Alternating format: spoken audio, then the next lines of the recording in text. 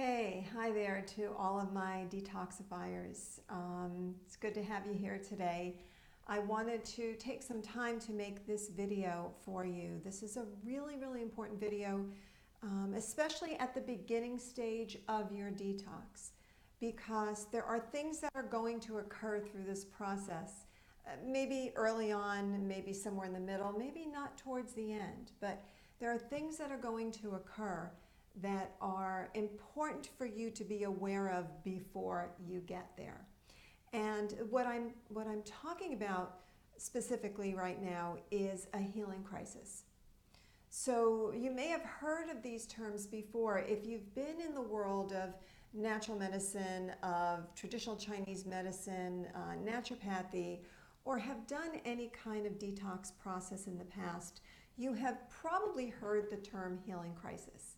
And although that term sounds like it might be a little bit scary, I am doing this video for you guys so that you can look at it in a different way and not be scared of a healing crisis. Many of our patients actually look forward to a healing crisis.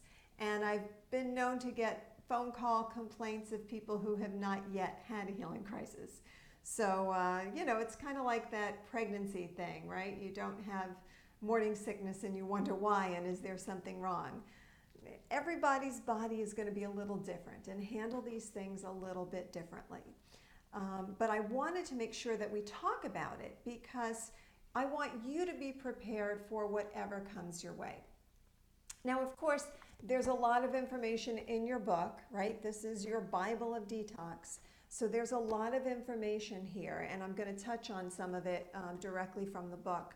But I also wanted to give you a little bit more to think about and to contemplate as you go through your detox and possibly hit 1 or 2 or 3 healing crises. So, that being said, what are we trying to accomplish here? What are we doing in detox anyway? It's a term that is definitely overused in society these days, but listen, it's the best one we have for the process in which we're going through. So what is detox? Detox is the utilization of food and herbs to reverse the process of disease. I want to say that again. We are reversing the process of disease. And if you remember in other videos, we talk about the process of disease, right? About the cells in the blood and the lymphatic system and the congestion of that lymphatic system leading to inflammation, degeneration, and disease in cells. So our process here in detoxification is to reverse that, and that's what we're doing. What is healing crisis? Well, understand that when we detox is not a linear process. We don't go from point A to point B in a straight line. We want to, we would love to, but we don't. Detoxification, healing the body, rejuvenating the body, cleaning up the mess that we have made of our bodies over the years. This is a very winding road. It is a very complicated process, as I said, that doesn't go from point A to point B, but really meanders through the body, where there's going to be ups, which many of you experience those ups in the beginning part of detox. Eating a standard diet, then the first week or 2 of detox is amazing. You have lots of energy, you have clarity of thought, you feel better. But know that there's going to be those dips in the road, those pothills, those speed bumps that slow things down and even sometimes make you feel like you're going in reverse. So healing crises are those tiny dips and bumps in the road. Now, a healing crisis can be both a physical manifestation, like a headache or a skin rash or a body ache, or it can be an emotional manifestation. Anger, irritability, anxiety, worry, tearful, So remember that it's going to be different for each one of you. You might share some similarities, but your experience is your experience. Your past experience everything your body has been through from day one until now is what is going to create your healing crisis. For me personally, it was when I broke my pelvis. Well, it's one of my several weeks into detox, I started to feel some aches and pains in my sacrum, and I thought, where is this coming from? It was tight, it was achy, it was a deep, deep sensation.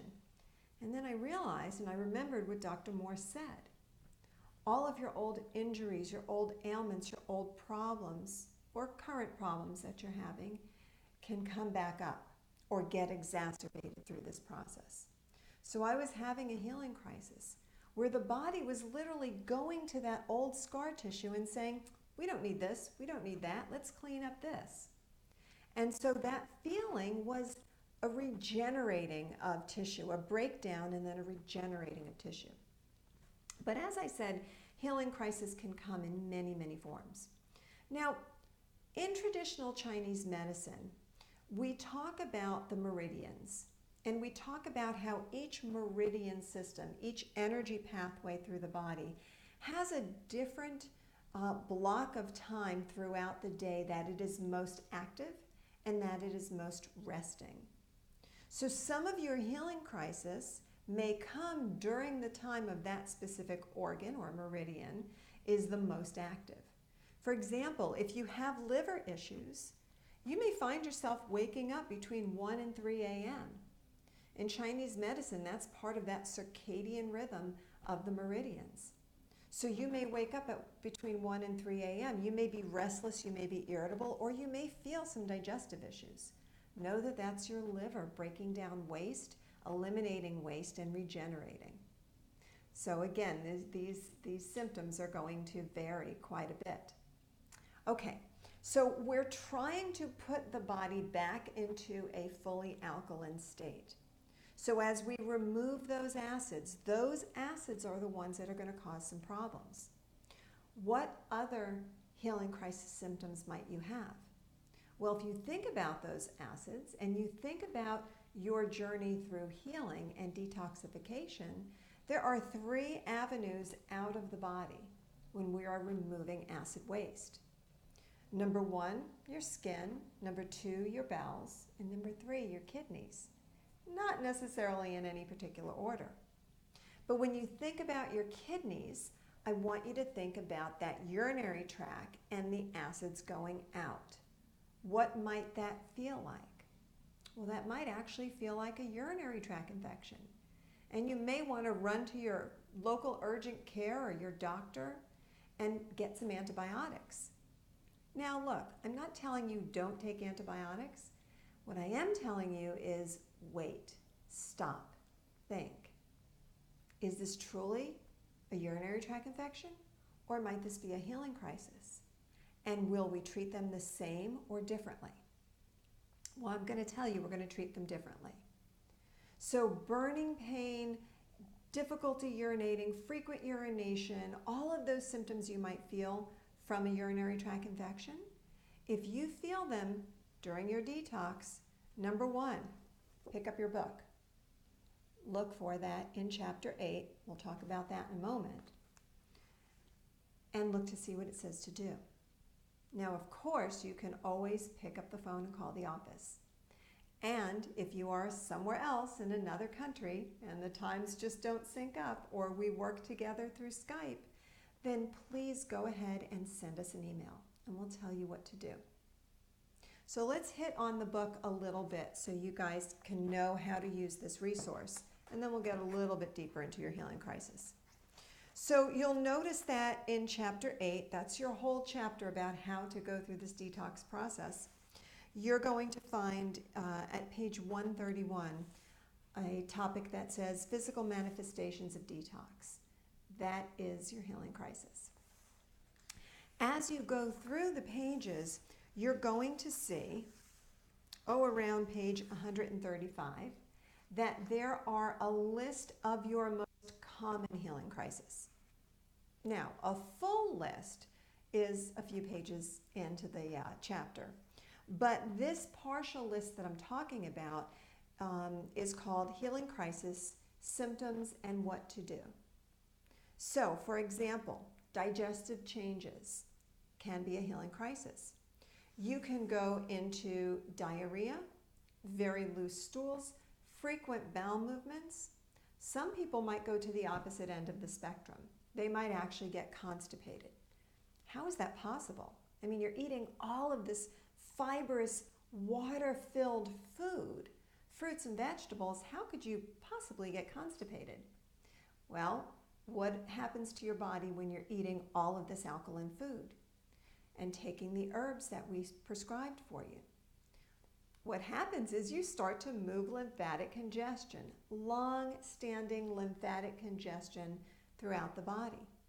And since it eliminates through the kidneys, the skin, and the colon, well, you might get a little of what I call gridlock. So that means you might get a little backed up. Look at your stomach and bowel formula and increase it. Again, call us in the office if you have questions, but a simple fix for some constipation is to just temporarily increase the amount of capsules you take in your stomach and bowel formula. Now, as I said, there might be diarrhea as well, or even gas or bloating or belching. Underneath the symptoms, you're going to see a section that says, what does this mean? And it's going to explain it to you in detail, much like I just did with the constipation. The next part is going to say, should I stop detox? Now listen, you can stop detox at any time you like. However, if we're talking about really digging in and getting through this, then most cases, I will tell you, don't stop. But you can slow down. You can eat some more cooked vegetables, maybe a sweet potato, maybe steam some vegetables or roast some vegetables. That could slow things down. You can decrease your herbs for a few days. That can slow things down. You know, one of the symptoms that can be common is nausea or vomiting, and we'll tell you the same thing. Go ahead and decrease your herbs for a day or two, no big deal, and eat a little bit more cooked food. The more raw you do, the more fruit you do, the more you're going to have a stronger and stronger detox. So if it's too strong for you in that moment, then please go ahead and back off on your herbs a little bit, eat a little bit more cooked food. And that will slow down just about any detox and, of course, your healing crisis. We don't necessarily want to completely thwart a healing crisis, right? I mean, it's telling us something. It's telling us that the body is doing a big elimination, a big change, a big movement of this lymphatic system. So we don't necessarily want to stop it, but we do want to be able to function in life. And if it's not a situation where you can just lay back and relax and let it ride, maybe you've got to go to work, maybe you've got to take the kids to school, or whatever you're doing in the day, then my advice to you is first, follow the book. And if there's a healing crisis that's not listed in this section, please just back off on your herbs and eat a little bit of cooked food. So what are some of the other healing crisis symptoms that you might get? Well, things like a cold or flu symptom. Cold and flu is not what you think it is. It's a virus, yes, but that virus is an assistant to the body, whether you're detoxing or not. Have you ever met someone, or maybe it's you, that never gets a cold, that never catches a flu? And you think, wow, I am so fantastic. I've got a wonderful, wonderful immune system. Think twice. That might not be the full picture. A cold or flu virus is actually a friend of ours. It's uncomfortable, no doubt, but it's a friend of ours. And what I mean by that is a cold virus or a flu virus is a way to prompt the body to clean itself out, to detox. Well, guess what? If we've been eating a standard American diet our whole lives, sometimes that cold or flu virus is just not strong enough to get things moving. So when you're detoxing, and you come across that cold or flu virus from a coworker or one of the kids coming home from school with it, guess what? That's your friend. And we're kind of excited when that happens, though I don't think you will be. But again, what does it feel like? What does it mean? Should I stop detox? And what can I do? It's all in here. As I said earlier, body aches and pains. Remember, I had my old pelvic fracture pain come up. Maybe you had an injury, when you were in college or high school. Maybe you're dealing with arthritis, and now all of a sudden your joints are hurting even more. Don't let that scare you, and don't let that stop you. That's a healing crisis, and this is a good thing. As I mentioned earlier, digestive issues, nausea, vomiting, fevers.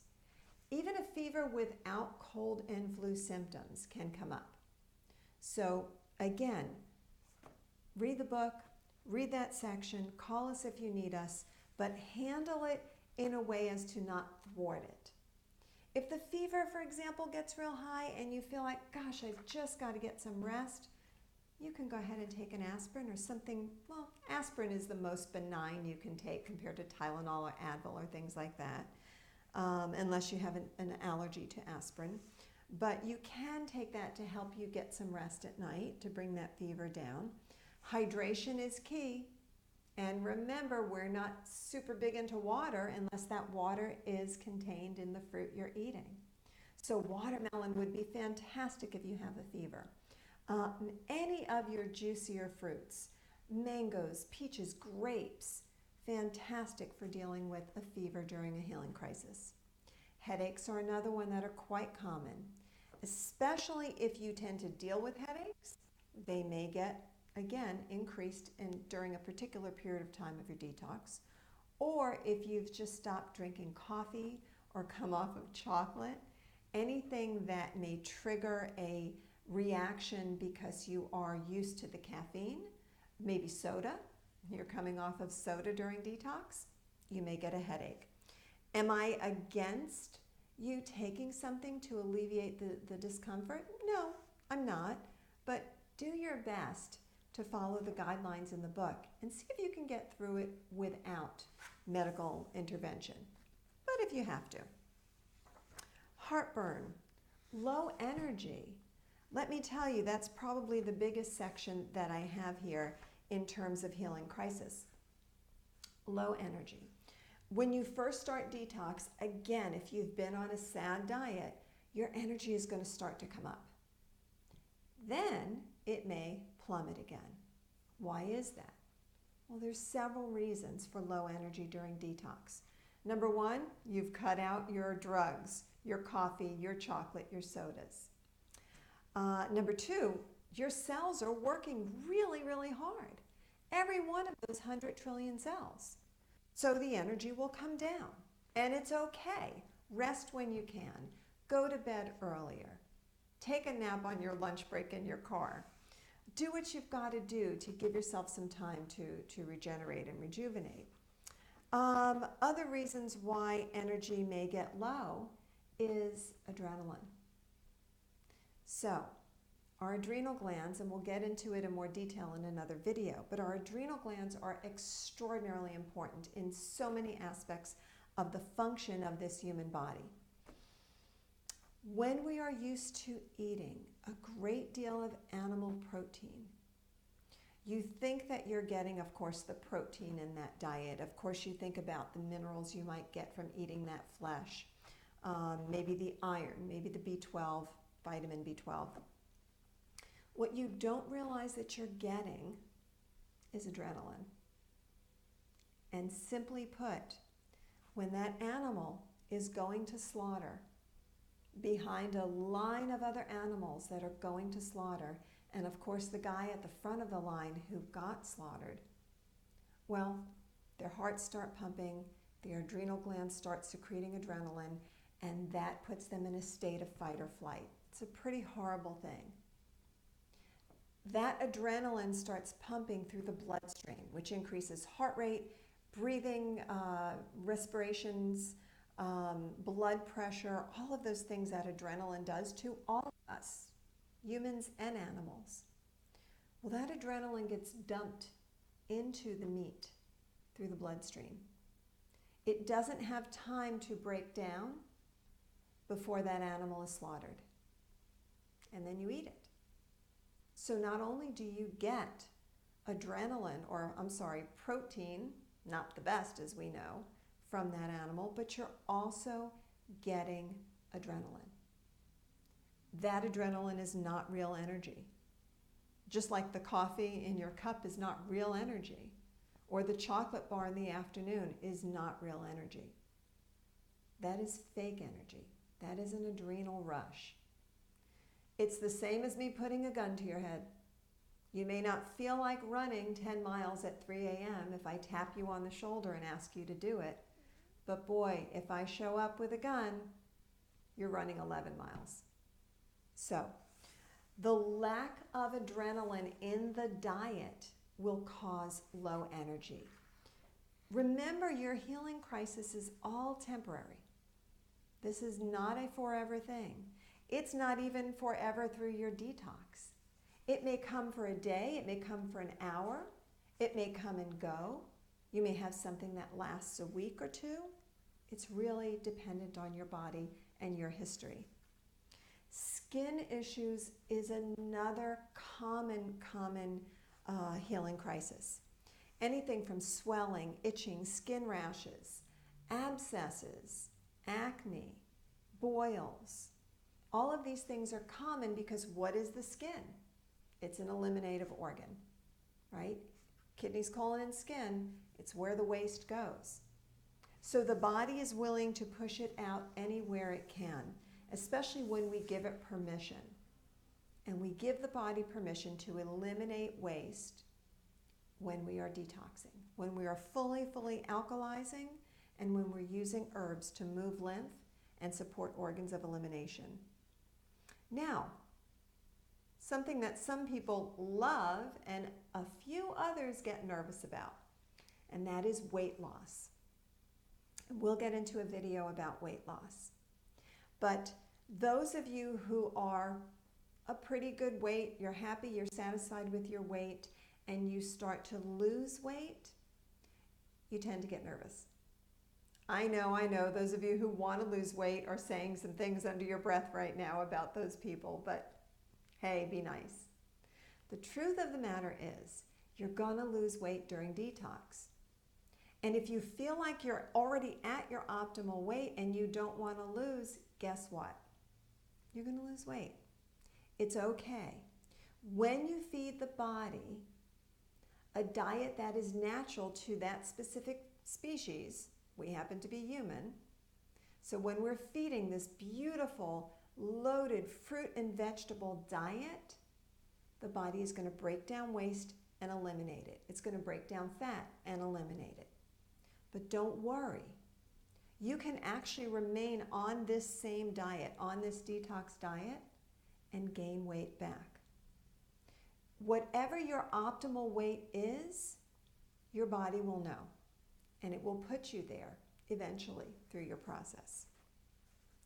But know that we do list that in here as well. By the time we get to page 151, we've got just a bullet point list of mild cleansing effects, which includes some of the things I just spoke about. Also mucus in the eyes, minor blurry vision, maybe coughing. Then we've got some moderate cleansing effects. Symptoms of bronchitis or pneumonia, chronic fatigue, some nosebleeds, some spasms. Any of these things, again, I don't want you to worry about or be fearful of, but of course, feel free to give us a call and we'll help you through them. And then, of course, there's some strong cleansing effects. So make sure you read this section. Make sure you're comfortable with the fact that there's going to be a healing crisis down the road. And by the way, also make sure that you're comfortable with the fact that you may not get one for a while. Don't think your body isn't detoxing, though. It is. Okay, I think that's good. I think we've got healing crisis covered. So please make sure you utilize this book to its full extent. Chapter 8 is where you're going to find healing crisis.